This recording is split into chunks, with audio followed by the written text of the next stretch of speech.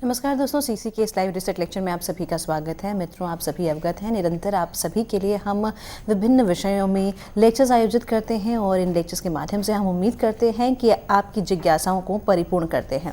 बताना चाहेंगे आज से हम संस्कृत ड्रामा इस पर एक विशेष श्रृंखला शुरू कर रहे हैं और ये श्रृंखला काफ़ी सारे लेक्चर्स आपके लिए लेकर आएगी और उम्मीद करते हैं कि इन लेक्चर्स से आप ज़रूर संस्कृत ड्रामा जो लोग रुचि रखते हैं इनमें ज़रूर लाभान्वित होंगे। बताना चाहेंगे इस खास सेशन के लिए पर फिर से हमारे साथ हमारे स्टूडियो में मौजूद हैं डॉक्टर पंकज मिश्र। डॉक्टर पंकज मिश्र सेंट स्टीफेंस कॉलेज के संस्कृत विभाग में एसोसिएट प्रोफेसर हैं। तो आइए इनका हम स्वागत करते हैं और आज के इस विषय पर प्रकाश डालते हैं। डॉक्टर मिश्र, आपका एक बार फिर से बहुत बहुत स्वागत है। थैंक यू गिरिका जी।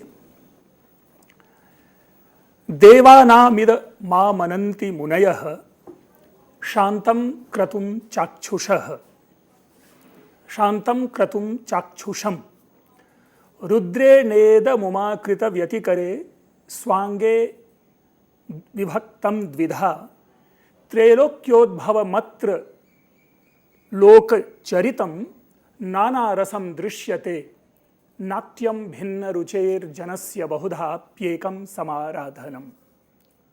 मित्रों, इस पंक्ति मात्र से यह संकेत आपको मिल गया होगा कि हम किस विषय की ओर आज उन्मुख हैं। जिस पंक्ति का आपके सामने मैंने उल्लेख किया है, यह महाकवि कालिदास विरचित मालविकाग्निमित्रम के प्रथम अंक का चौथा पद्य है। वस्तुतः जब हम नाटक शब्द उच्चारण मात्र करते हैं तो इसके दो अर्थ निकलते हैं।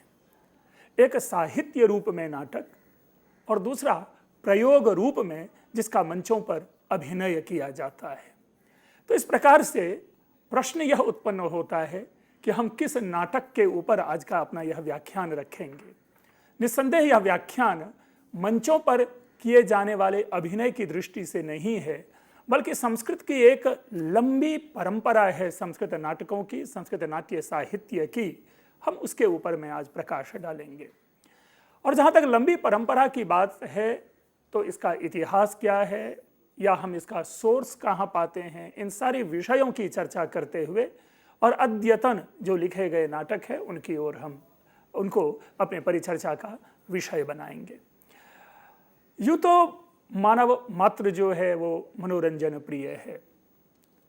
महाकवि कालिदास ने अभिज्ञान शाकुंतलम में एक स्थल पर कहा है, उत्सव प्रियाः खलु राजानः। लेकिन अगर इसको हम सामान्य विषय में कह दें कि उत्सव प्रियाः खलु मनुष्याः, तो अतिशयोक्ति नहीं होगी। हम सारे के सारे लोग उत्सव प्रिय होते हैं। जब हम उत्सव शब्द को यहाँ प्रयोग में लाते हैं तो उस उत्सव का कहीं ना कहीं संबंध हमारे मनोरंजन से होता है। और उस मनोरंजन के कई साधन हो सकते हैं, किसी भी प्रकार के साधन हो सकते हैं। वो चाहे भक्ति युक्त साधन हो, चाहे वो सामान्य अपने द्वारा जो उत्पन्न किए गए मनोरंजन के लिए क्रीड़ा आदि साधन हो। वैदिक काल से हम पाते हैं नाटक का उल्लेख वेदों में प्राप्त नहीं होता, लेकिन नाटकीय विधाएं जो है, नाटक में जिन जिन तत्वों का प्रयोग होता है, नाटकों में जिन जिन तत्वों के समुच्चय से नाटकों का निर्माण होता है, उन तत्वों का किसी न किसी रूप में हम वेद में उल्लेख पाते हैं। चाहे वो संवाद हो, संवाद सूक्त के माध्यम से हम इसकी चर्चा पाते हैं, सरमापणि संवाद है आदि ऐसे कई सारे, विश्वामित्र उर्वशी पुरुरवा उर्वशी संवाद है। तो इस तरह के संवाद हैं जिसके माध्यम से हम कहते हैं कि कदाचित संवाद जो है नाटक में वहीं से लिया गया। जब हम नाटक की उत्पत्ति के विषय में चर्चा करेंगे तब इसकी सविशेष चर्चा करेंगे। या इसी तरह रस है, भाव है, भंगिमा है, अलंकार है, चरित्र है, नायक है, इंद्र सदृश वहाँ देवता हैं जो जिनमें नायकत्व का आधान किया जाता है। तो ऐसी कुछ विधाएं हैं जिनको अगर हम एक स्थल पर डालें और उसी को एक का परिष्कृत रूप यदि हम कहें तो वह नाटक होता है। लेकिन अगर हम विशुद्ध शास्त्रीय दृष्टि से देखें तो नाटक अपने आप में एक पूर्ण शब्दावली नहीं है। हम चर्चा करते हैं पहले साहित्य का विकास को लेकर के। हम संस्कृत साहित्य को सामान्यतया 3 विधाओं में बांटते हैं। वैसे मोटा मोटी तो लोग कहते हैं कि 2 ही विधा है, वैदिक और लौकिक। हमने अपनी परिचर्चा में इसको लाने की कोशिश की है कि ये 3 विधाएं हैं, वैदिक, लौकिक और आधुनिक। जब हम आधुनिक कहते हैं तो इसका मतलब यह है कि जो क्लासिकल एरा है, जो शास्त्रीय युग है, उसके बाद खास करके स्वतंत्रता की प्राप्ति के बाद जो काव्य लिखे गए हैं, या यूं कहें कि 19वीं शताब्दी में जो काव्य लिखे गए हैं, ऐसे 19वीं शताब्दी के बाद में जो काव्य लिखे गए हैं, हम उन्हें आधुनिक काव्य की श्रेणी में रखते हैं। लेकिन इन तीनों काव्य विधाओं की एक सामान्य विशेषता लेकर के चलते हैं कि इनके भी 2 भेद देखे गए, और एक को कहा गया दृश्य और दूसरे को कहा गया श्रव्य। जहां तक वैदिक साहित्य का संबंध है तो यह श्रव्य विधा का है, इसलिए हम वैदिक साहित्य का की जो विधा है उसको 2 भागों में नहीं बांटेंगे। उसे हम दृश्य और श्रव्य नहीं कहेंगे, उसे हम श्रव्य मात्र तक ही केंद्रित रखेंगे। लेकिन लौकिक साहित्यिक परंपरा के बाद से हम पाते हैं कि उसमें विशुद्ध रूप से हम 2 पाठ पाते हैं, जैसे कि दृश्य और श्रव्य कहा जाता है। और इन्हीं दृश्य काव्यों की विधा में हम नाटक का उल्लेख पाते हैं। और देखिए लिखा हुआ है कि दृश्य श्रव्यत्व भेदेन पुनः काव्यम द्विधा मतम दृश्यम तत्राभिनेयम तद्रूपारूपात्तु रूपकम। वस्तुतः जिस दृश्य काव्य की हम चर्चा कर रहे हैं उसको संस्कृत साहित्य में रूपक नाम दिया गया है, उसे नाटक नाम नहीं दिया गया। नाटक नाम, यद्यपि नाटक नाम आज सर्व जगह व्यवहृत है, हम सब लोग नाटक ही चर्चा में लाते हैं, बल्कि कई ऐसे लोग हैं कि जो रूपक शब्द से अवगत है नहीं। हाँ, कभी कभी हम जब आकाशवाणी आदि के द्वारा कभी कोई कार्यक्रम सुनते हैं तो उसमें हम सुनते हैं कि रूपकों का अखिल भारतीय कार्यक्रम आदि से रूपक शब्द से अवगत होते हैं। लेकिन जब हम साहित्यिक विधा की चर्चा कर रहे हों तो हम कभी ये नहीं कहते कि अभिज्ञान शाकुंतलम एक रूपक है, या विक्रमोर्वशीयम एक रूपक है, या मृच्छकटिकम एक रूपक है, बल्कि इन सारी विधाओं को एक नाम से जानते हैं और वह नाम हमारे सामने निकल कर आता है, नाटक। लेकिन हम पहले समझ लें कि नाटक केवल एक विशिष्ट साहित्यिक विधा है। जब हमने दृश्य काव्य को रूपक कहा तो रूपक के भी भेद हैं, बल्कि दृश्य काव्य के 2 भेद हैं, रूपक और उपरूपक। और उन में से जो रूपक है उस रूपक के 10 भेद हैं, और वे जो 10 भेद हैं उस 10 भेद को हम बखूबी नामों से जानते हैं। ये भेद हैं रूपक के नाटक, प्रकरण, भाण, प्रहसन, डिम, समवकार, अंक, वीथि, इहा मृग।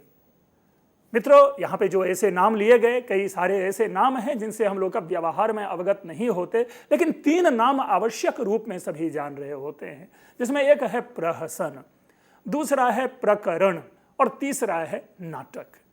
चूंकि नाटक रूपक का प्रथम भेद है, यही कारण है कि नाटक सर्वत्र एक सार्वभौमिक रूप में विद्यमान किसी भी साहित्यिक विधा को, किसी भी दृश्य साहित्यिक विधा को नाटक नाम से कह दिया जाता है।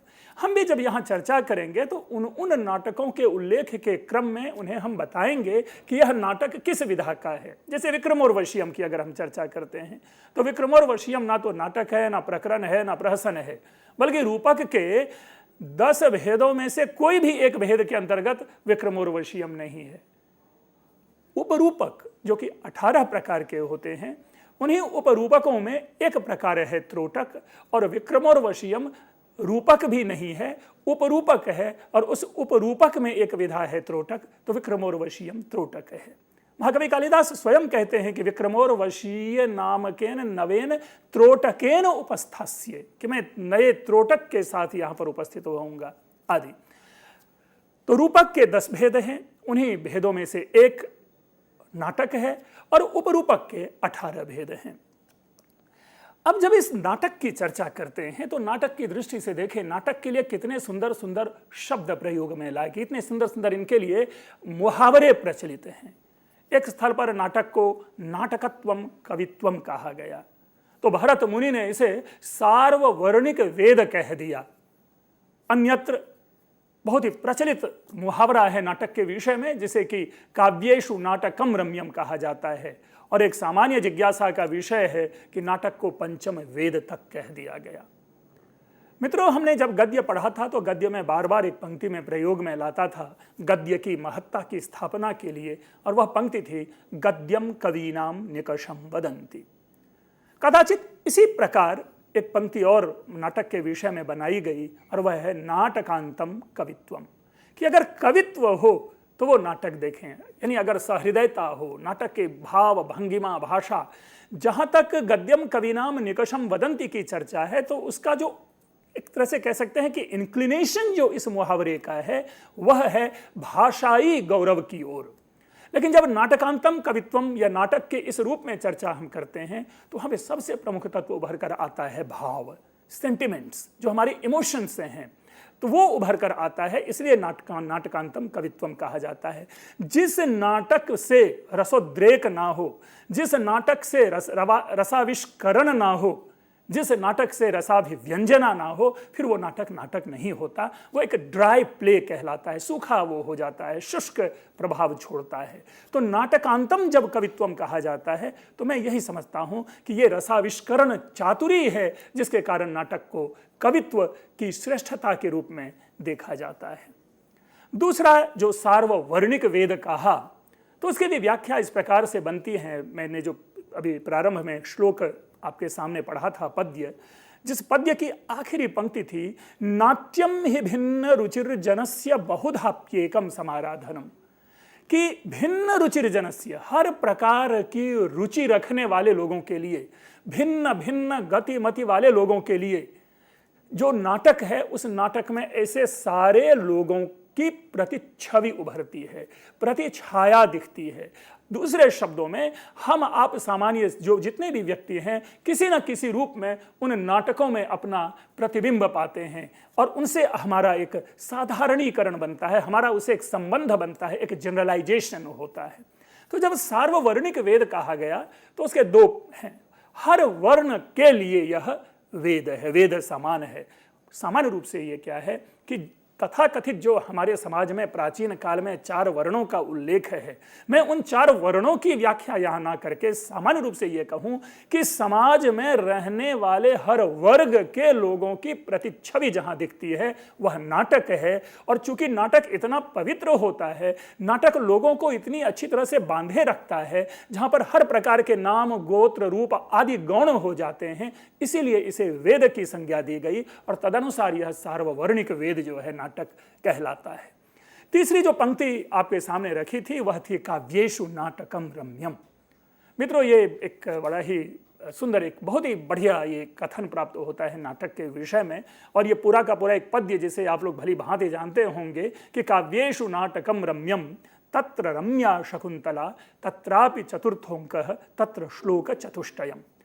यद्यपि जो काव्येषु नाटकम रम्यम कहा गया था किसी समालोचक के द्वारा, उसका कॉन्टेक्स्ट, उसका जो प्रसंग है, वह प्रसंग केवल और केवल अभिज्ञान शाकुंतलम की महत्ता की स्थापना के लिए था।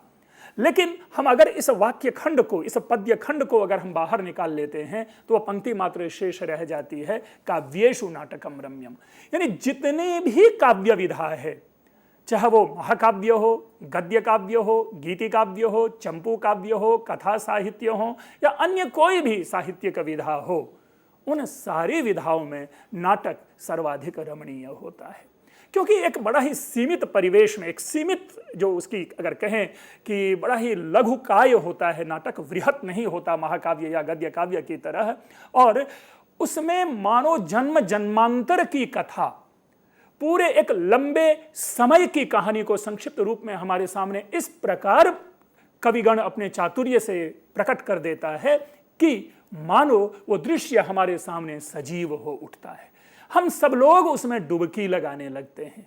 उसी क्षण हम, चाहे करुण हो, शोक हो, श्रृंगार हो, दुख हो, सुख हो, पीड़ा हो, उस अवस्था में डूबते चले जाते हैं। तो चूंकि यह हमारी भावना का संस्पर्श करता है, इसीलिए इसे रम्य कहा गया, रमणीय कहा गया, कदाचित श्रेष्ठ कहा गया। एक और पंक्ति आई थी, पंचम वेद। नाटक को पंचम वेद भी कहा जाता है। वैसे कई सारे ऐसे विषय हैं जिसमें कि कह दिया जाता है कि ये 5वां वेद है, कभी कभी महाभारत को भी 5वां वेद कह दिया जाता है, लेकिन नाटक को 5वां वेद क्यों कहा जाता है यह भी जानना आवश्यक है। मित्रों, जब हम नाटक के ओरिजिन को लेकर के चर्चा करेंगे, यानी नाटक की उत्पत्ति को लेकर के चर्चा करेंगे, तो उसमें एक भारतीय मत आता है। उस भारतीय मत के अनुसार नाटक की उत्पत्ति चारों वेदों से हुई है। किसी वेद से संवाद, किसी वेद से रस, किसी वेद से अभिनय, ये किसी वेद से गान, जैसे सामवेद से गान है, यजुर्वेद से अभिनय है आदि, इस प्रकार से जो है लेकर के अथर्ववेद से रस है, और जो ऋग्वेद है वहाँ से संवाद लेकर के मानो इस नाट्य विधा की उत्पत्ति हुई, ऐसा भारतीय मत है। भरत मुनि ने नाट्य शास्त्र में यह संकेत दिया है। तो चूंकि चारों वेदों के अंशों को ग्रहण करके एक नूतन साहित्यिक विधा का निर्माण है, इसीलिए यह पांचवां वेद है, क्योंकि चारों वेदों का अंश इसमें है। अस्तु, जब ये सारी की सारी पंक्तियां हमारे सामने किसी एक काव्य की विशेषता के लिए प्रस्तुत की जाती है, तो निस्संदेह वह उस काव्य के वैशिष्ट्य को परिलक्षित करता है, परिभाषित करता है। अर्थात नाटक को इन दो चार कुछ पंक्तियों के माध्यम से हम महत्वपूर्ण अपनी जो बौद्धिक परंपरा है, जो हमारे जो शास्त्रीय या जो लेखन परंपरा है, उसमें इसका प्रयोग में लाते हैं। पुनः अगर हम देखें कि ये जो नाटक शब्द है, नाटक के विषय में ये चर्चा हमें कहाँ से प्राप्त होती है। ये नाटक शब्द का उल्लेख क्या ऐसा तो नहीं कि कालिदास, भास आदि के बाद से प्राप्त होता है, या पहले भी कभी नाटक रहा हुआ होगा कि नहीं। मैंने जैसा शुरू में ही संकेत दिया कि हम लोग सभी मनोरंजन प्रिय है, तो मनोरंजन के लिए व्यक्ति साधन का निर्माण स्वयमेव कर लेता है। उसके लिए किसी प्रयोगशाला में जाने की जरूरत नहीं होती है कि हम क्या करें कि ताकि हमारा मनोरंजन हो सके। ये स्वाभाविक रूप से हम लोग भी कभी बेचैन होते हैं तो अपनी उस बेचैनी को दूर करने के लिए घर से बाहर निकल जाते हैं। तो ये हमारा मन है जो हमें उत्प्रेरित करता है उस मन की समस्याओं के समाधान के लिए, तो वो मनोरंजन कहलाता है। वस्तुतः नाटक भी उसी मनोरंजन की विधा का एक मनोरंजन की एक विधा है।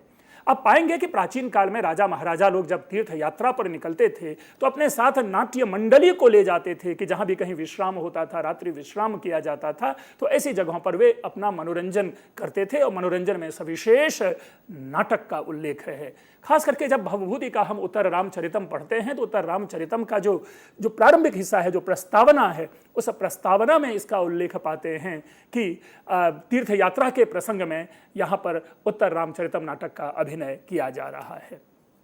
अस्तु, तो चूंकि हमारी सभ्यता का प्रथम साहित्य ऋग्वेद माना जाता है, लेकिन इसको इतने मात्र से हमें सीमित नहीं किया जाना चाहिए। अगर थोड़ा सा सुलझे हुए शब्दों में मैं कहूं तो हमें कदाचित प्राप्त प्रथम साहित्य जो है वो ऋग्वेद है, क्योंकि मेरा यह मानना है कि ऋग्वेद से पूर्व भी लेखन परंपरा रही होगी, लोग लिखते होंगे, लोग काव्य रचना करते होंगे। अगर ऐसा नहीं होता तो एक ही बार में इतना परिष्कृत सुंदर भावों से परिपूर्ण वेद का निर्माण नहीं होता। और इसकी हम प्रतिच्छवि भीमबेटका आदि की जो गुफा है, उनके गुफाओं पर जो बनाए गए भित्ति चित्र हैं, उनके माध्यम से भी जानने की कोशिश करते हैं कि उस काल में एक जो व्यक्ति है, जो समाज में रहने वाले हैं, वो इतनी सुंदर आकृतियों से सुंदर सुंदर चित्र का निर्माण कर रहे हैं, तो क्यों ना हम यह सोचें कि उस समय भी इनमें मनोरंजन के रूप में इस प्रकार का अभिनय रहा होगा। और चूंकि जो अभिनय है वो अनुकरण है अवस्थाओं का, इसलिए मेरा यह मानना है कि न केवल वैदिक काल बल्कि वैदिक काल से पूर्व यदि कोई काल रहा है तो उस काल में भी नाट्य नामक विधा किसी न किसी रूप में आवश्यक रूप से विद्यमान होगा। इसलिए इस प्रक्रिया को हम केवल ऋग्वेद मात्र तक सीमित न माने। अब देखते हैं कि जो रामायण और महाभारत है, जो हमारी उत्कृष्ट सभ्यता के दो सर्वाधिक प्रमुख ग्रंथ माने जाते हैं, उन ग्रंथों में भी नाटकों की चर्चा आती है। नाटक के नामों की चर्चा नहीं आती, बल्कि नाटक की चर्चा की गई है। जैसे उदाहरण के लिए हम नाटक एवं नाट्य शब्दावली की बात कर रहे हैं, जैसे सूत्रधार हैं, कुशीलव जिसका कि प्रयोग पाणिनि करते हैं, और कुशीलव शब्द जो कि अभिनेता जो होते हैं, जो नट होते हैं, जो एक्ट करने वाले होते हैं, एक्टिंग जो करते हैं, उनके लिए कुशीलव शब्द का प्रयोग करते हैं। और यह शब्द कुशीलव अपने आप में हमारा ध्यान कहाँ लेके चला जाता है, तो राम के दो पुत्र थे, लव और कुश, या इसको यूं कहें कुश और लव। और उसी से यह कुश और लव ने चूंकि गायन किया था राम के दरबार में, तो वह गायन भी अभिनय का की एक विधा है, अभिनय का एक हिस्सा है। तो इसलिए वहीं से यह शब्द हमारे लिए नाटक के जगत में आना प्रारंभ हो गया और वो शब्द बना कुशी लव। अस्तु, अब देखें कि किस किस प्रकार से कहां कहां हम रामायण या महाभारत में नाटक शब्द का उल्लेख पाते हैं।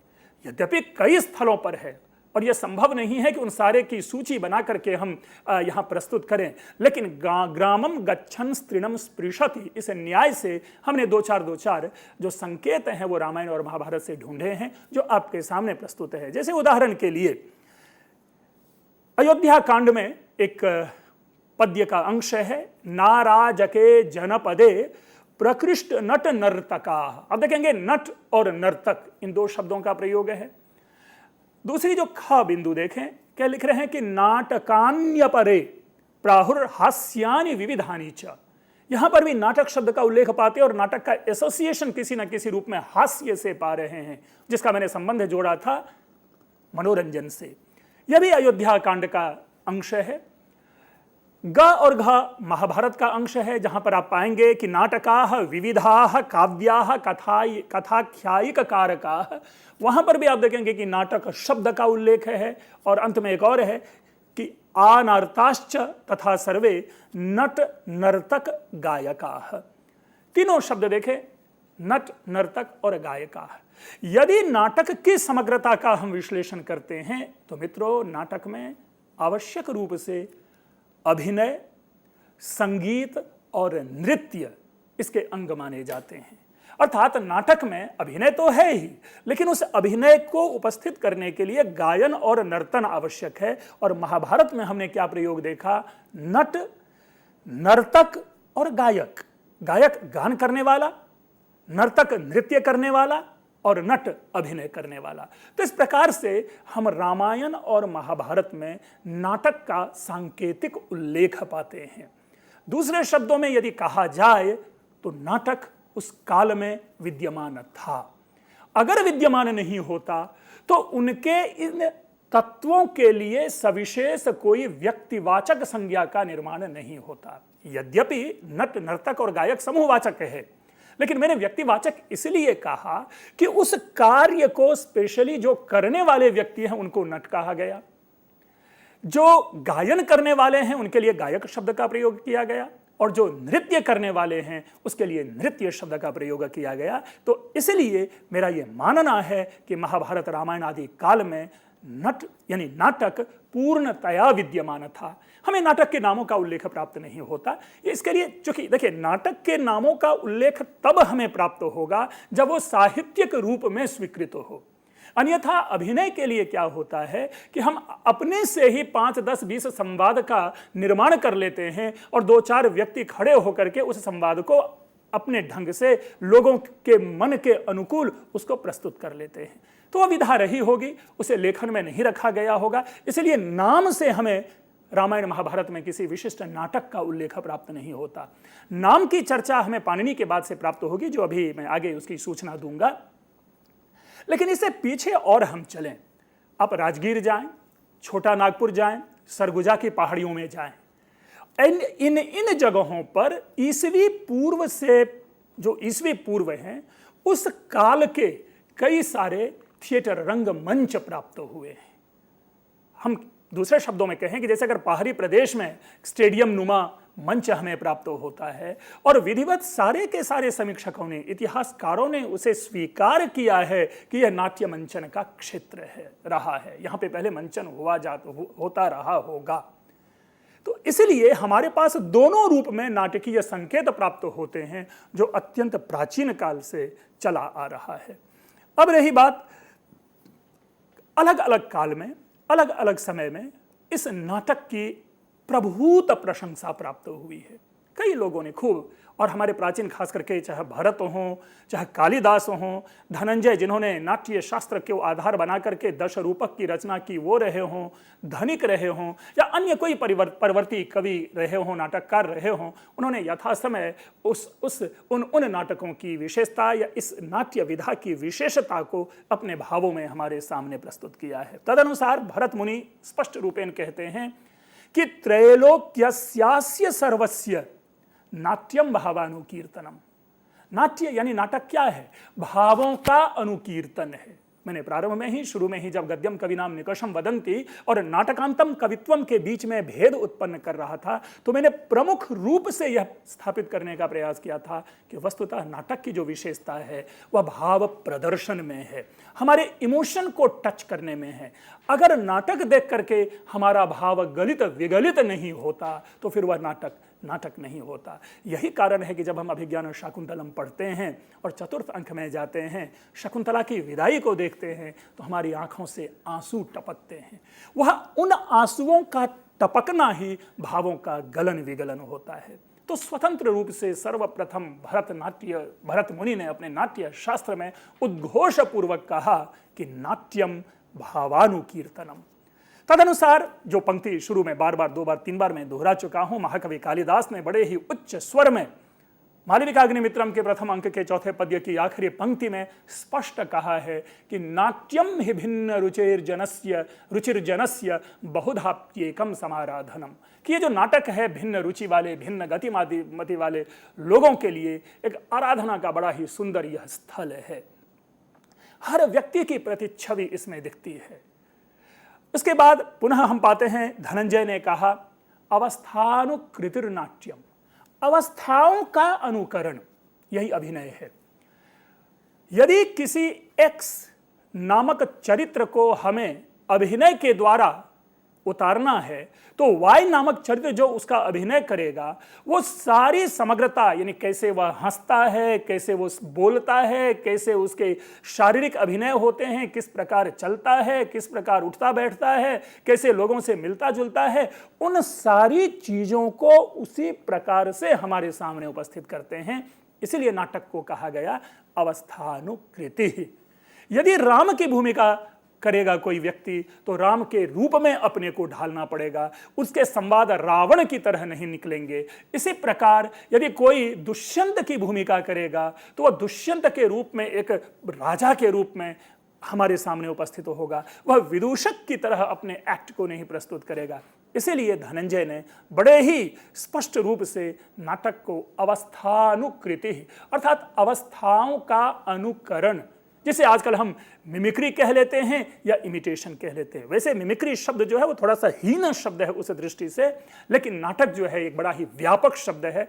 इमिटेशन है उस चरित्र का, उस व्यक्तित्व का, और उस चरित्र और व्यक्तित्व के चतुर्दिक जो घटने वाली समस्त घटनाएं हैं, उन घटनाओं को एज इट इज उपस्थित करने का जो प्रमुख साधन है वह नाटक है। यही कारण है कि नाटक देखते हुए कभी हम गुप्त काल में चले जाते हैं और नाटक देखते हुए कभी आधुनिक काल में चले आते हैं। उसी नाटक को देखते हुए कभी हम महाराष्ट्र के समाज में चले जाते हैं, उसी नाटक को देखते हुए कभी हम उत्तराखंड के समाज में अपने को डाल लेते हैं। वस्तुतः यह अवस्थानुकृति है। और इसके बाद इसी की व्याख्या बाद में धनिक ने कही कि काव्योपनिबद्ध धीरो दात्ताद्यवस्थानुकारश्च चतुर्विधाभिनयेन तादात्म्यापत्तिर्वा नाट्यम। ये धनिक जिन्होंने धनंजय के ऊपर के कथन की व्याख्या आगे की है, ये यहाँ पर उपस्थित है। हम इस व्याख्या को आगे भी कंटिन्यू करेंगे, खास करके जो चतुर्विध अभिनय है उस अभिनय को सविशेष यहाँ पर और केंद्रित करेंगे। तब तक के लिए हम क्षण भर का विराम लेते हैं और पुनः आपसे मिलते हैं।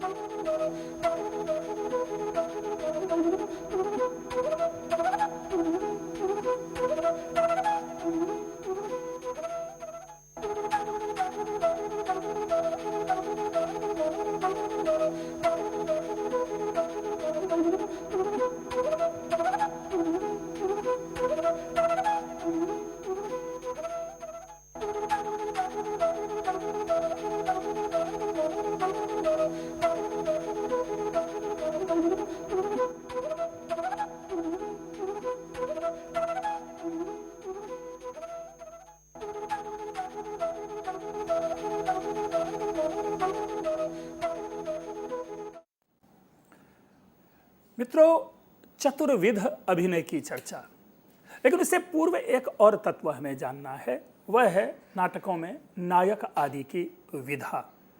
यह शास्त्रीय पक्ष है, जबकि नाटक आदि को किसी भी शास्त्रीय पक्ष से नहीं गढ़ा जाना चाहिए कि नायक कैसा होगा, क्योंकि एक और जहां आप अवस्थानुकृतिर नाट्यम कह रहे हैं, जब आप भावानुकीर्तनम नाट्यम कह रहे हैं, तो ऐसी स्थिति में हमें उसे नायक और नायिकाओं की श्रेणी की दृष्टि से नाटक की परिचर्चा नहीं होनी चाहिए।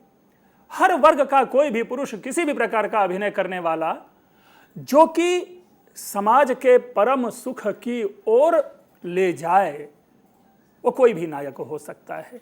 लेकिन हमारे साहित्य शास्त्रियों की दृष्टि बड़ी पैनी रही है, हर चीज को मैग्नीफाइंग ग्लास से देखने की कोशिश की है और तदनुसार उन्होंने समस्त चरित्र को, जो नायक होते हैं, उनको 4 रूपों में बांटा। और वो नायकों के जो 4 प्रकार होते हैं वे धीरोदात्त, धीर ललित, धीर प्रशांत और धीरोधत्त होते हैं। हम इसकी व्याख्या और चर्चा आगे किसी क्षण करेंगे, लेकिन इसी में जब हमने धनिक की टिप्पणी ली थी, जब हमने कहा था कि धनंजय के 10 रूपक में जो कथित यह कथन है अवस्थानुकृतिर नाट्यम, तो उसकी व्याख्या धनिक ने इस रूप में की है। वहां पर उन्होंने एक शब्द प्रयोग किया, चतुर्विधाभिनयेन, अर्थात नाटक में 4 रूप से 4 प्रकार के अभिनय आवश्यक रूप में होते हैं। अगर नट, एक्टर, अगर उन 4 प्रकारों के अभिनय में कुशल नहीं है, प्रवीण नहीं है, तो निसंदेह वह एक अच्छा नट, अच्छा एक्टर कहलाने की योग्यता नहीं रखता।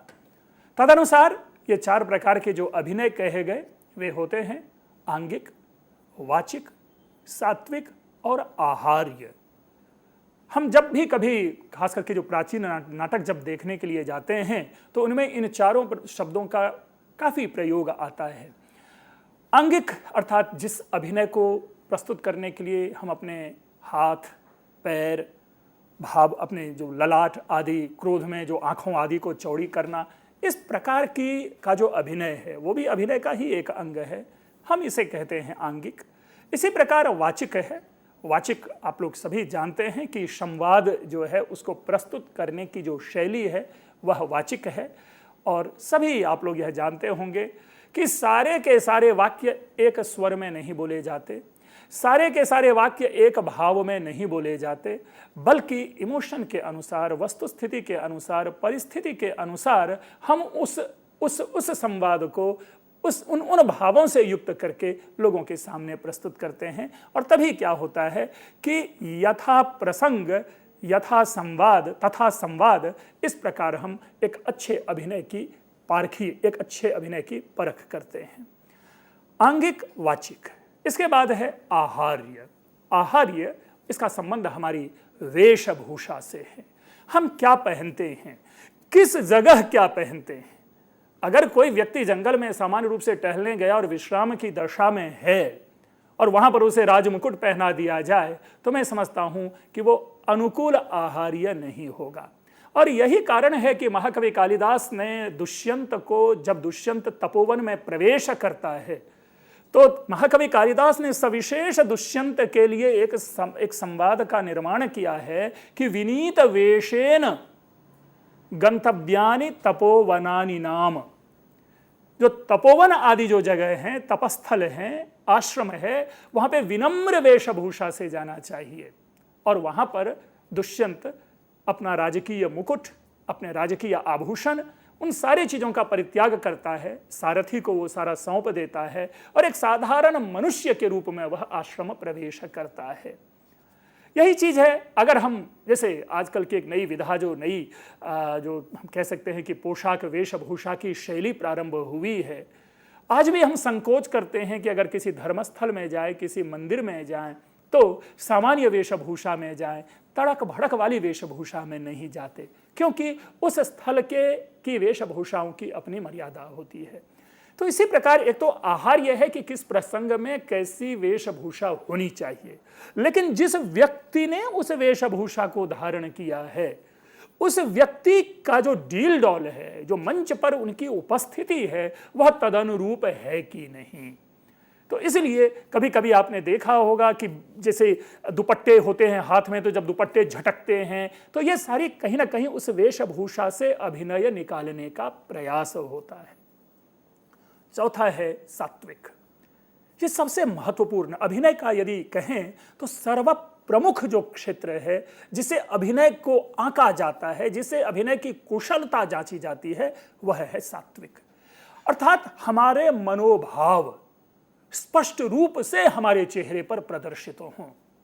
अगर करुणा की स्थिति है तो आंसुओं का टपकना, अगर हंसी है तो तदनुसार उन्मुक्त, एक होता है उन्मुक्त हास, अट्टहास जिसे कहते हैं, वो अट्टहास जो है वस्तुतः वो कृत्रिम हास होता है, वो अभिनय का हास होता है। लेकिन स्वाभाविक हंसी जिस प्रकार हमारी होती है उस प्रकार करना, ऐसा न लगे कि डायलॉग रट रट करके उस प्रकार का वो सात्विक अभिनय हो रहा है। नहीं, सात्विक अभिनय स्वयं क्या होता है कि व्यक्ति अपने आप को उस व्यवहार के अनुकूल ढाल लेता है। अगर प्रेम प्रसंग है और चेहरे पर वो प्रेम के भाव नहीं होंगे, घृणा के भाव होंगे, क्रोध के भाव होंगे, तो प्रेम से जो संबंध रखने वाला जो श्रृंगार रस है, उस श्रृंगार रस की उत्पत्ति नहीं होगी। तो ऐसे स्थलों पर जो सात्विक अभिनय है वह आवश्यक है। मित्रों, ये टिप्पणी आवश्यक है। हम आप सभी जानते हैं कि इसी नाटक का जो मोस्ट एक्सटेंडेड फॉर्म हमारे सामने है वह है सिनेमा और धारावाहिक। वस्तुतः इन दोनों विधाओं ने निसंदेह जो हमारी ये प्राचीन परंपरा है, नाटक, उसको प्रभावित किया है। लेकिन आप देखें कि अगर अभिनय की दृष्टि से जो आधुनिक अभिनय है उसमें से सात्विक अभिनय जो है वो विलुप्त होता जा रहा है। उनके अभिनय कहीं ना कहीं आहार्य मात्र तक सीमित होकर के रह गया, संवाद गौण हो गए, केवल नृत्य आदि को प्रमुख तत्व बना दिया गया। आंगिक और आहार्य निसंदेह जो है उस पर आज परिश्रम किया जाता है। लेकिन जितने भी प्राचीन नायक हुए हैं, प्राचीन जो हमारे अभिनेता हुए हैं, उन अभिनेताओं की आंखें बोलती थी। उन अभिनेताओं के जो अगर भवें टेढ़ी कर देते थे तो उनसे एक भाव उत्पन्न होता था। तो वो चीज आज मिसिंग है। इसीलिए कहीं ना कहीं कहें कि अभिनय की जो आज की स्थिति है वह कृत्रिम हो गई है, और कृत्रिमता के कारण जो है वो नाटक कहीं ना कहीं लोगों को खींच पाने में एक संघर्ष सा करता प्रतीत होता है। लेकिन पुनरपि नाटक नाटक हैं। आज भी ऐसे कितने सुंदर अच्छे अच्छे नाटक होते हैं जिसे जरूर देखना चाहिए और अपने मन को आह्लादित करते रहना चाहिए। अस्तु, जो मूल विषय है, जो हमने अभिनय की चर्चा की आपके सामने, 4 प्रकार के अभिनय की चर्चा, और नाटक में आवश्यक रूप से ये 4 प्रकार के अभिनय होते हैं। अच्छे कुशल अभिनेता इन चारों प्रकार से युक्त होकर मंच पे अपनी प्रस्तुति देते हैं। अब आते हैं इस नाट्य साहित्य की विशेषता। इस नाट्य साहित्य में क्या क्या तत्व होते हैं, नाट्य साहित्य में किस प्रकार इसकी हम चर्चा करते हैं। मित्रों, जैसा सभी जानते हैं कि विश्व का प्रथम जो नाटक को आधार बना करके लिखा जाने वाला ग्रंथ है वो भरत मुनि का नाट्य शास्त्र है। और यह भरत मुनि का नाट्य शास्त्र इतना व्यापक है कि न केवल इसने अभिनय को प्रभावित किया, बल्कि हमारी परंपरा में, हमारी सभ्यता में, हमारी संस्कृति में प्राप्त होने वाली अन्य भी जितनी कलाएं हैं, उन सारी कलाओं को परिष्कृत करने का जो श्रेय है वो भरतनाट्य शास्त्र को जाता है। वस्तुतः भरतनाट्य शास्त्र में नाटक की एक विशिष्ट हम विचारधारा पाते हैं, विशिष्ट विचार नाटक के संबंध में पाते हैं, और नाम भी है नाट्य शास्त्र है। तो नाटक के विषय में वो बातें लिखी गई है। तो देखिए किस प्रकार उसके विषय में टिप्पणी करते हैं कि नाटक में क्या होना चाहिए, नाटक में किस प्रकार की बात करते हैं। वो ये कहते हैं कि क्वचित धर्म, क्वचित क्रीड़ा, क्वचित अर्थ, क्वचित क्षम, क्वचित धास्यम, क्वचित युद्धम, क्वचित कामः, क्वचित वधः। यद्यपि यहाँ पर हम 8 शब्द मात्र को फोकस्ड पाते हैं कि भरत मुनि ने अपनी इस कारिका के माध्यम से इसकी ओर संकेत दिया है कि नाटक में कहीं तो धर्म तो कहीं क्रीड़ा, कहीं अर्थ तो कहीं काम, कहीं हास्य तो कहीं युद्ध, तो कहीं श्रम तो कहीं वध। अर्थात नाटक में, समाज में जिस प्रकार की भी बातें होती है उन सबका रिफ्लेक्शन होना चाहिए, इसकी ओर संकेत दिया है। यद्यपि 8 शब्द उन्होंने कहा है, धर्म, क्रीड़ा, अर्थ, श्रम, हास्य, युद्ध, काम और वध, लेकिन ये 8 मात्र नहीं होते। क्योंकि अगर कोई शांत रस से परिपूर्ण नाटक लिखा गया है तो उसमें मैं नहीं समझता कि उसमें वध आदि की, युद्ध आदि की स्थिति उत्पन्न होगी। लेकिन नाटक कभी भी मोनोटोनी को धारण नहीं करता। वस्तुतः नाटक वही श्रेष्ठ होता है जिसमें कहीं ना कहीं किसी न किसी रूप में 9 के 9 रसों का प्रवर्तन आवश्यक रूप में हो। और ये 9 के 9 रस अगर हम महाकवि कालिदास के अभिज्ञान शाकुंतलम की ओर देखें, श्रृंगार रस पाते हैं, हास्य रस पाते हैं, अद्भुत रस पाते हैं, भयानक रस पाते हैं, वीर रस पाते हैं, करुण रस पाते हैं। तो आदि इस प्रकार जो रस हैं, इन रसों का मिश्रण तभी जाकर के हम एक आह्लादित होते हैं, हम में रोमांच उत्पन्न होता है। केवल और केवल श्रृंगार रस ही यदि पूरे नाटक में हो तो उस नाटक में आनंद नहीं होगा, क्योंकि व्यावहारिक जीवन में भी हम जानते हैं कि केवल और केवल मीठे के आस्वादन करते रहने से एक क्षण ऐसा आता है कि मीठा का स्वाद हमें आता ही नहीं। दूसरे शब्दों में कि यदि आप रसगुल्ला के बाद अगर चाय पीना चाहेंगे तो चाय आपको फीकी लगती है। यही कारण है कि रसगुल्ले और चाय के मध्य आवश्यक रूप से कोई दूसरा स्वाद होता है, और वो नमकीन हम लेते हैं तो रसगुल्ले का भी स्वाद आता है और चाय का भी हम स्वाद ग्रहण कर पाते हैं। उसी प्रकार नाटक के भी जो रस हैं, जो 9 रस हैं, उन 9 रसों में भी आवश्यक रूप से परिवर्तन होते रहना चाहिए। न केवल श्रृंगार, न केवल करुण, न केवल हास्य, ये विरसता, नीरसता और एक रसता प्रदान करने वाले तत्व होते हैं। इसलिए नाटक में अन्य सारे रसों का रिफ्लेक्शन हो। जब सारे रसों की बात कहते हैं तो इसका यह कतई अर्थ नहीं कि अब जबरदस्ती 9 के 9 रस ठूंस दिए जाएं, ऐसा नहीं, बल्कि रसों, 2 रसों के बीच में एक वैषम्य अवश्य होना चाहिए, तभी हम अपने को का एसोसिएशन उस नाटक से कर पाते हैं, हमारे मन का संयोग उस नाटक से बन पाता है। तो जब ये क्वचित धर्मः क्वचित आदि करके जो क्रीड़ा, क्वचित अर्थः क्वचित क्षमा जब भरत मुनि कहते हैं तो ये इसी ओर संकेत है कि रस परिवर्तन भी होते रहना चाहिए। मित्रों, प्रारंभ में भी मैंने कई बार एक पंक्ति बार बार सुनाई है, खास करके बाणभट्ट के क्रम में, कि न तज्ज्ञानम न तच्छिल्पम न सा विद्या न सा कला नासौ योगो न तत्कर्म नाट्यस्मिन्यन्न दृश्यते। वस्तुतः यह पुनः उस नाटक का जो स्ट्रक्चर है कि नाटक में क्या क्या होना चाहिए उसकी ओर संकेत है। पीछे भी हमने यही संकेत पाया था जब क्वचित धर्मः क्वचित क्रीड़ा और क्वचित अर्थः क्वचित जो क्षमः जो हमने कहा था, उसमें भी यही है कि नाटकीय संरचना की ओर संकेत है। इसी प्रकार यहाँ पर भी देखते हैं, क्या कहते हैं कि वह ज्ञान ज्ञान नहीं, वह शिल्प शिल्प नहीं, वह विद्या विद्या नहीं, वह कला कला नहीं, वह योग योग नहीं, वह कर्म कर्म नहीं, जो नाटक में न दिखे। क्या तात्पर्य है? क्या इस प्रकार की पंक्ति मात्र कहने से नाटक को दुरूह बनाने का तो प्रयास नहीं हो रहा है? नहीं, यह दुरूह नहीं है, बल्कि नाटक को और सहज बनाने का प्रयास किया जा रहा है। क्योंकि नाटक केवल मनोरंजन का ही विषय नहीं होता, बल्कि नाटक के माध्यम से हमें अच्छी अच्छी सीख भी दी जाती है। नाटक के माध्यम से हमें ज्ञान भी प्राप्त होते हैं। नाटक के माध्यम से हम एक स्वस्थ समाज के निर्माण में सक्षम हो पाते हैं, क्योंकि नाटक से जो प्राप्त ज्ञान है उसका विनियोग हम उस समाज में, उसका उपयोग उस समाज में, उसका प्रयोग हम उस समाज में कर पाते हैं। इसी प्रकार शिल्प, कला, विद्या आदि की जब चर्चा आती है तो ये क्या होता है कि जैसा आप लोग सभी जानते हैं, हमने भी पढ़ा है कि साहित्य को समाज का दर्पण कहा जाता है। और यह कथन करने वाले, हमारा मानना है कि सर्वप्रथम महाकवि दंडी थे, जिन्होंने साहित्य को समाज का दर्पण कहा। यद्यपि साहित्य समाज का दर्पण है, हिंदी में इस कथन का संबंध आचार्य रामचंद्र शुक्ल जी से जोड़ा जाता है, लेकिन मैं समझता हूं कि नहीं, आचार्य रामचंद्र शुक्ल जी ने यहाँ पर अनुवाद मात्र किया है दंडी का, क्योंकि दंडी ने काव्य शास्त्रीय एक ग्रंथ की रचना की थी, जिस ग्रंथ का नाम था काव्यादर्श। और वहाँ आदर्श शब्द जो है वो मिरर और आईना का प्रतीक है। वहाँ पर आदर्श शब्द जो हम आइडियल जिसे इंग्लिश में कहते हैं वो नहीं है। और इसका संकेत भी महाकवि दंडी ने अपने उस काव्य में दिया है। तो काव्य रूपी आदर्श अर्थात साहित्य जो मिरर रूप में हमारे सामने हो, दर्पण रूप में हमारे सामने हो, तो चूंकि साहित्य को समाज का दर्पण कहा जाता है, उसी साहित्य का एक अंग नाटक है, तो नाटक भी कहीं ना कहीं उस समाज के समग्र को हमारे सामने प्रस्तुत करे, ऐसी आकांक्षा, ऐसी अपेक्षा, ऐसी इच्छा होती है। यहां पर भी देखें कि जब ये कहा जाता है सा कला, सा विद्या, तत्कर्म, तो वो उस समाज में विद्यमान जो ये सारे तत्व हैं उनकी चर्चा करते हैं। और अगर ऐसा नहीं होता तो महाकवि कालिदास शकुंतला से पत्र लेखन नहीं करवाते।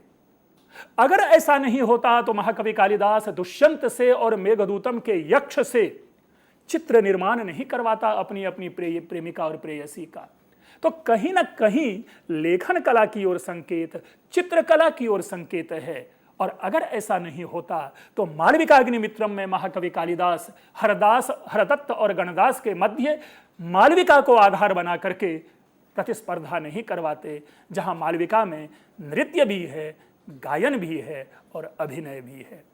तो मित्रों, जब आचार्य भरत नाटकीय संरचना की दृष्टि से इस प्रकार का संकेत देते हैं तो हम इसका सामान्य अर्थ यह ग्रहण करते हैं कि तत्त समाज में विद्यमान तत्त सामाजिक गुणों का आधान तत्त नाट्य काव्यों में आवश्यक रूप से होना चाहिए, तभी हम किसी चरित्र की स्थापना कर पाएंगे। हम देखते हैं कि जो हमारे नायक होते हैं प्रायशः सर्वगुण संपन्न होते हैं। वे गाने में भी अच्छे होते हैं, युद्ध करने में भी अच्छे होते हैं, पढ़ने में भी अच्छे होते हैं, अन्य कलाओं में भी अच्छे होते हैं, और इन सारी चीजों के बाद वे अच्छे प्रेमी भी होते हैं। तो ऐसा जब करते हैं तो इसके माध्यम से पुनः हम संकेत लेते हैं, पुनः हम ये ग्रहण करते हैं कि उस समाज में भी यह व्यवस्था थी, तो उस समाज का रिफ्लेक्शन यह समाज है।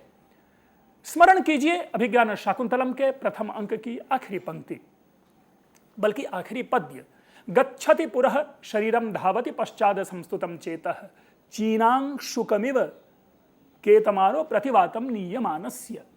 अब देखें आप, जब यहां पर चीनांशुकम शब्द की चर्चा आती है तो इसके माध्यम से एक अर्थ ग्रहण किया जाता है कि भारत और चीन के मध्य में रेशम का व्यापार होता था। यदि महाकवि कालिदास को गुप्त काल का मान लें, यदि महाकवि कालिदास को हम ईसवी पूर्व का मान लें, तो जो कोई भी काल रहा हो कालिदास का, एक संकेत अवश्य प्राप्त होता है कि उस काल में भारत और चीन के मध्य रेशमी वस्त्रों का व्यापार होता था। तो देखिए जो बातें आई यहां पर, न तस् ज्ञानम न तत्शिल्पम न सा विद्या न सा कला नासो योगो न तत्कर्म नाट्यस्मिन् यन्न दृश्यते, कि वह योग योग नहीं, वह ज्ञान ज्ञान नहीं, वह कर्म कर्म नहीं, वह शिल्प शिल्प नहीं, वह विद्या विद्या नहीं, वह कला कला नहीं, जो नाटक में ना दिखे। इसका अर्थ यह है कि उस काल की समग्र विद्याओं, समग्र कलाओं, समग्र शिल्पों, समग्र कार्यों, समग्र योग को हम उस नाटक में सांकेतिक रूप में कहीं ना कहीं किसी न किसी रूप में अवश्य ही डालें। तो मित्रों, ये जो नाटकीय विधा है, जो नाटक है, ये नाटक इसीलिए मनोरंजक होता है, यह नाटक इसीलिए नाटकांतम कवित्वम है, यह नाटक इसीलिए काव्येषु नाटकम रम्यम कहा गया, क्योंकि हर व्यक्ति के लिए कुछ ना कुछ इसमें सामग्री उपलब्ध अवश्य हो जाती है। अब प्रश्न उत्पन्न होता है कि साहित्यिक रूप से हम प्रथम नाटक का संकेत कहाँ प्राप्त करते हैं। देखिए, नाटक के संकेत की हमने चर्चा की। रामायण और महाभारत में शब्द के माध्यम से हमने यह कहा कि नाटक उस काल में विद्यमान था। ऋग्वेदादि के क्रम में हमने संवाद के माध्यम से यह कहा कि नाटक उस काल में विद्यमान रहा होगा। और भीम बेतका के प्रसंग से हमने यह सोचने की, एक कह सकते हैं कि सोचने का प्रयास किया कि कदाचित उस काल में भी नाट्य रहा होगा। लेकिन साहित्यिक रूप में जो हम कहें कि प्रथम उल्लेख कब प्राप्त होता है या प्रथम नाटक कौन सा है और तदनुसार ये नाटक की धारा कैसे चली, इसकी चर्चा, इसका उल्लेख भी आवश्यक है। मित्रों, पाणिनि के संदर्भ में एक नाटक की चर्चा आती है, वह है पाताल विजय। उसी का दूसरा नाम है जाम्बवती विजय। यद्यपि ये दोनों मतलब दोनों नहीं, मतलब कि एक ही नाटक है, एक दूसरे के ये नाम एक ही है, अलग अलग नामों से जाना जाता है। नाटक एक ही है, अलग अलग नामों से जाना जाता है। तो मेरा ये कहना है यहां पर कि यद्यपि यह नाटक उपलब्ध नहीं है, लेकिन साहित्य में इन दोनों नामों की ओर संकेत अवश्य है, और तदनुसार हम लोग एसोसिएशन कर पाते हैं कि मतलब पाणिनि ने, वैयाकरण पाणिनि ने केवल अष्टाध्यायी मात्र का निर्माण नहीं किया था, बल्कि उनके नाम से एक नाटक भी है, उन्होंने नाटक की भी रचना की थी। वह नाटक है पाताल विजय। प्रश्न केवल यही है, समस्या केवल यही है कि यह नाटक अनुपलब्ध है। इसके बाद पतंजलि, जो कि शुंग काल में हुए थे, हम आप सभी जानते हैं कि पुष्यमित्र शुंग के दरबार में थे पतंजलि, और 2nd सेंचुरी BC की बात आती है। उन्होंने महाभाष्य की रचना की, और महाभाष्य में भी उन्होंने 2 नाटकों की ओर संकेत दिया है। एक नाटक है कंसवध और दूसरा नाटक है बलिबंध। अब ये दोनों नाटकों का संकेत है। पुनः बात आती है कि ये नाटक लिखे गए होंगे, ये नाटक पतंजलि कालीन समाज में रहा होगा, लेकिन आज उपलब्ध नहीं है। चूंकि हमारे कई ऐसे प्राचीन साहित्य हैं जो उपलब्ध नहीं है, वो नाम मात्र के लिए हमारे लिए है, इसीलिए वो नाटक कैसा होगा, उस नाटक की सुंदरता के क्या क्या तत्व रहे होंगे, उसका विवेचन और विश्लेषण नहीं होता, केवल नाम मात्र का ही विश्लेषण हम करते हैं। इसके बाद हम पाते हैं अश्वघोष को। अश्वघोष यूं तो प्रसिद्ध हैं बुद्धचरितम और सौंदर्य नंदम के कारण, लेकिन उनके नाम से एक नाटक का भी, एक नाट्य विधा, एक रूपक विधा का भी उल्लेख प्राप्त होता है, और वह है शारिपुत्र प्रकरणम। शारिपुत्र प्रकरणम नामक जो प्रथम दृश्य काव्य कहे, वह अश्वघोष को संकेतित है। दुख यहां पर है, यहां भी यही कष्ट है कि शारिपुत्र प्रकरणम नामक ग्रंथ भी अनुपलब्ध है, प्राप्त नहीं होता। लेकिन इसकी चर्चा आती है, इसके विषय में बातें होती है, और यह प्रकरण ग्रंथ है। जैसा कि हमने शुरू में कहा था कि रूपक के 10 भेद हैं, उसमें दूसरा भेद था प्रकरण, या 10 अंकों का नाटक होता है, और सामान्य परंपरा से भिन्न इसके नायक होते हैं, अर्थात क्षत्रिय नहीं होकर के कोई ब्राह्मण या वैश्य इसके नायक होते हैं। अस्तु, तो ये शारिपुत्र प्रकरणम का उल्लेख हमें प्राप्त होता है। यद्यपि इसके बीच और भी कई नाटककार रहे होंगे, लेकिन ऐतिहासिक दृष्टि से उनके जो काव्य है वे हमारे सामने उपलब्ध नहीं होते, इसलिए उनके नाम भी हमारे लिए गौण ही रह जाते हैं, उनके नाम को भी नहीं गिन पाते। लेकिन महाकवि कालिदास ने अपने पूर्ववर्ती 2-4 नाटककारों का उल्लेख किया है। प्रस्तावना में जब वो लिखते हैं तो उसमें उन्होंने एक छोटी सी पंक्ति प्रयोग की है कि प्रथित यशसाम भास सौमिल्य कविपुत्रादीनाम प्रबंधान अतिक्रम्य डैश डैश डैश, अर्थात भास की ओर संकेत दिया, सौमिल्य का नाम लिया, कविपुत्र का नाम लिया। चूंकि भास के नाटक हमारे लिए उपलब्ध हैं, हम उनको चर्चा में लाएंगे, लेकिन सांकेतिक रूप से सौमिल्य और कविपुत्र के नाम का भी उल्लेख यहां प्राप्त होता है। अर्थात कालिदास से पूर्व सौमिल्य और कविपुत्र नामक ये 2 प्रसिद्ध नाटककार रहे होंगे, वह इसलिए कि महाकवि कालिदास उन दोनों के नामों का उल्लेख करते हैं, आदरणीय रहे होंगे। अब उनकी रचना क्या है वो हमें उपलब्ध नहीं है, लेकिन उसके बाद से हमारे पास अज्ञात साहित्य नहीं है। हाँ, अज्ञात इस रूप में हो सकते हैं कि कई और श्रेष्ठ नाटककार रहे होंगे जिनका परिगणन ऐतिहासिक दृष्टि से, जिनकी समालोचना शास्त्रीय दृष्टि से, या जिनका अध्ययन नहीं हो पा रहा है शैक्षणिक दृष्टि से, वो विषय हो सकता है।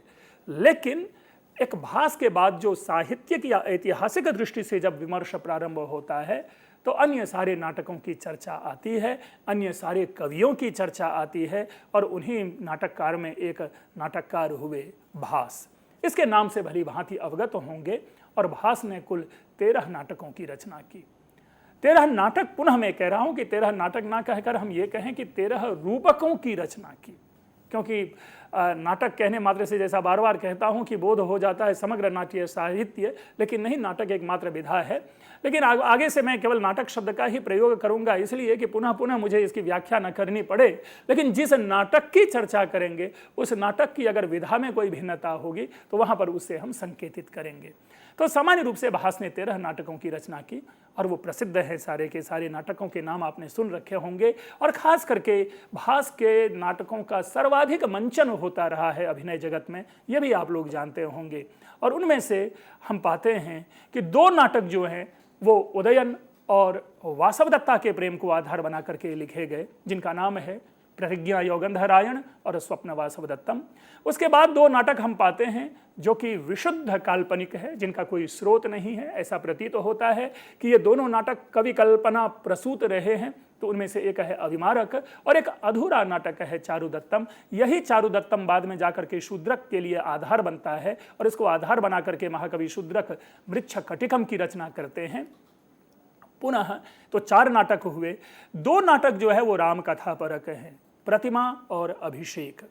तो ये इस प्रकार से ये 6 नाटक हुए और 7 नाटक किसी न किसी रूप में कृष्ण और महाभारत को आधार बना करके लिखे गए। उनमें से बालचरित हैं, दूत काव्य है, दूत घटोत्कच है, मध्यम व्यायोग है, उरुभंगम है, कर्णभारम है। तो आदि इस प्रकार से ये जो नाटक हैं कुल 13 नाटक हैं। और जब हम भास के नाटकों का अध्ययन करते हैं तो मित्रों, मुझे यह कहने में भी कतई संकोच नहीं कि भास एक मजे हुए थिएटरिस्ट होंगे, एक रंगमंच का व्यक्ति होगा, क्योंकि भास के जो नाटक है ऐसा लगता है कि सारे के सारे नाटक रंगमंचीय दृष्टि से लिखे गए हों कि मंच पे उस नाटक को कैसे उतारा जाना चाहिए। एक एक्टर की मनोभावना के अनुरूप संवादों का निर्माण भास ने किया है। तो जब हम भास की समग्र चर्चा करेंगे अपनी अगली कड़ी में, तो उसमें हम पाएंगे कि भास किस रूप में एक श्रेष्ठ, न केवल श्रेष्ठ नाटककार रहे हैं बल्कि श्रेष्ठ एक रंगमंच का अभिनेता, या यूं कहें कि डायरेक्टर या सूत्रधार, जिस किसी भी शब्द से कह लें, भास उस विधा से संबंध रखता था। इसके बाद एक लंबी परंपरा चल पड़ी जिसमें कि कालिदास हैं, भवभूति हैं, शूद्रक हैं, विशाखदत्त हैं, मुरारी हैं, दिंगनाग हैं, आदि ऐसे एक से एक श्रेष्ठ नाटककार होते चले गए, जिसकी चर्चा क्रमशः हम एक एक प्रकरण के अंतर्गत करेंगे आपके सामने और जरूर उनसे लाभान्वित होंगे। उनके वैशिष्ट्य को जानने का प्रयास करेंगे, उनका अवदान जानने का प्रयास करेंगे और उनकी नाटक की जो समग्रता है, उनकी नाटक की जो विशेषता है, उनको भी हम आपके सामने प्रस्तुत करने का प्रयास करेंगे।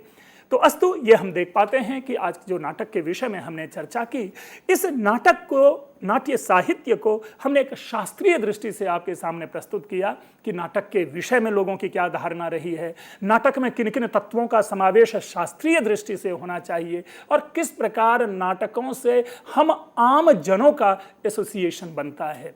और तदनुसार फिर हम नाट्य साहित्य की चर्चा करते आए और जो भी 2, 4, 5 साहित्यकार, नाट्यकार हुए हैं, नाटक को लिखने वाले हुए हैं, हमने उनकी चर्चा की। मित्रों, आप लोगों के साथ हमारा ये संबंध इसी तरह बना रहना चाहिए और वो बना रहना तब चाहिए जब आप लोगों से लगातार प्रश्न आते रहें, ताकि प्रश्नों के माध्यम से हमारे और आपके बीच की जो दूरियां होती है वो कम होती है। हम भी आपकी मनोभावना के अनुरूप उस प्रश्न का उत्तर दे पाते हैं और आप भी हमारी परिचर्चा के अनुरूप उस प्रकार के प्रश्न पूछते हैं और यही अन्योन्य संबंध, यही जो संवाद है, हमारे और आपके बीच की दूरियां को खत्म करता है। बस इसी कथन के साथ मैं आज विश्राम लेता हूं। आप लोगों का बहुत बहुत धन्यवाद। और हम धन्यवाद देना चाहेंगे डॉक्टर पंकज मिश्र को। इनके माध्यम से आज हमें संस्कृत नाटक इस विषय पर विशेष रूप से चर्चा प्राप्त कर ज्ञान में वृद्धि करने का मौका मिला। मित्रों, हम यही चाहेंगे कि आप अपनी प्रतिक्रियाएं, अपने सुझाव, अपने प्रश्न ज़रूर हमारे साथ साझा करें। हमारी ईमेल आईडी है info.cc@nic.in और जैसा कि हम आप सभी से वादा कर चुके हैं कि इस श्रृंखला के अंतर्गत, यानी कि संस्कृत नाटकों की इस श्रृंखला को हम आपके लिए लगातार निरंतर लेकर आएंगे, क्योंकि हम आपके लिए इस श्रृंखला के अंतर्गत काफ़ी सारे लेक्चर्स आयोजित करेंगे। तो मित्रों, यही चाहेंगे कि आप हमें देखते रहें। जल्द इस लेक्चर को आप सभी के लिए यूट्यूब पर अपलोड किया जाएगा और अपनी प्रतिक्रियाएं ज़रूर हमारे साथ साझा करें। आप सभी से पुनः मुलाकात होगी, तब तक के लिए आप सभी को नमस्कार। नमस्कार सर।